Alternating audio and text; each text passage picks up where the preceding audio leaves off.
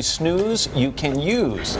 The statistics are alarming. 68% of Americans experience problems sleeping every single week. I am definitely in that category, and like many of you, my biggest issue is interrupted sleep. I call it mom sleep. So in the name of science, I agreed to let them film me all night, taking part in an experiment, spending a night at a hotel to learn more about the consequences that come with a host of disruptions. To work in a job like this is to be obsessed with sleep. Good morning to you. I wake up and I don't feel refreshed, but I'm motivated because I know the clock is ticking towards 7 a.m. Most of the time when we talk about sleep, it's all about the quantity. But what about the quality? It is really rare that I fall asleep and stay asleep until my alarm goes off. And apparently, I'm not alone. A new report reveals more than a quarter of middle-aged women in the U.S. experience difficulty falling and staying asleep 4 or more times a week. And it may come as no surprise, sleep deprivation is more common for moms. So to find out how interrupted sleep might be affecting me, Dr. Carol Ash, a sleep expert, designed an overnight experiment. So there's some simple screens that we'll go through that'll give us essentially your sleep IQ. So let's see, problems waking up too early. Yet that does happen sometimes. Dr. Ash outfitted me with a sleep tracker with the warning that the night ahead would not be restful. So with cameras rolling, I got into bed at my normal bedtime, 8:30 p.m. I have a few tricks. I have been known to count sheep, to read something kind of boring, but not too boring.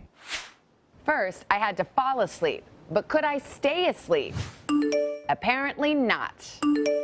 I kept hearing the buzzing of a phone. That really threw me, so I really had to try to reset and fall asleep again.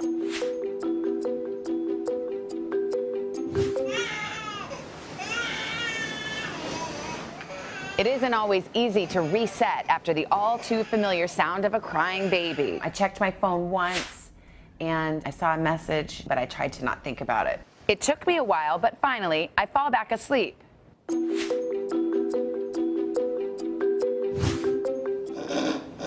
But then I'm interrupted once again.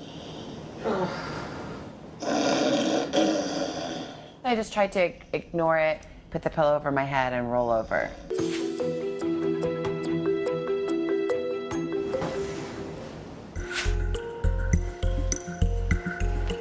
I did not have a very good night's sleep at all. I heard little noises, and then, as often happens, I woke up before my alarm. Hi. Hi, Savannah. So how did it go? Oh, well, I guess you're a morning person. Yeah. We tried to reduplicate a typical night for people that wake up with this type of a problem. I feel tired, but it's no worse than usual. Oh, poor thing. I know. I've never felt more sexy than in that moment. Dr. Carol Ash is here, and she's got the results. She's an expert at Rutgers RWJ Barnabas Health. Good morning. What a lovely night we had together. I just want to be clear, that was in a hotel. That was not my baby we were ignoring. You guys did that to me and experiment. So what were the results? You had the Fitbit, you had the vitals. Tell me. Well, we did 4 simple questionnaires. The most telltale was one called the Insomnia Severity Index. You had a 14 out of 28 right in the middle. So you're doing some things okay, you could be doing some things better. We checked your vitals, your pulse, and your blood pressure. They were okay. And we used the Fitbit that tracks average sleep-wake patterns, and you had 20 episodes of restlessness. Is that a lot? Well, average Fitbit users, it's 1 to 30, but those episodes of restlessness, that interruption, can be a problem. If you get 8 hours of sleep, which was what we gave you as the opportunity, that's the same if you have interruptions as if you only had 4 hours of sleep. That's why I feel terrible. Wow. That's why I feel All right, terrible. so short-term ramifications of interrupted sleep versus long-term. There are definitely, Matt, there's short-term implications of this. Your focus will be off, so you'll have a short-term focus. Your attention span is bad. You'll have difficulty with critical thinking. Check. Moodiness. Don't say anything. And mood problems, yes.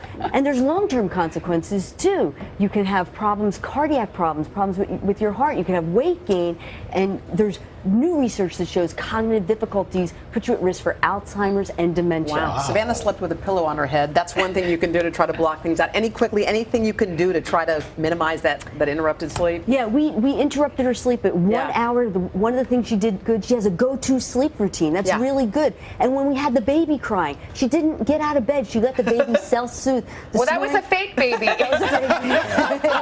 Real baby might be a little different. But the temperature, you could have fixed the temperature of the room. You were hot, you told us. Yeah. You know, and those are some things that all things we can Yeah, do. but that go-to sleep routine important, and hers, Ernest and Julio Gallo, really wants to thank them for helping her with that. Doctor, thank you. That's on the don't-do list.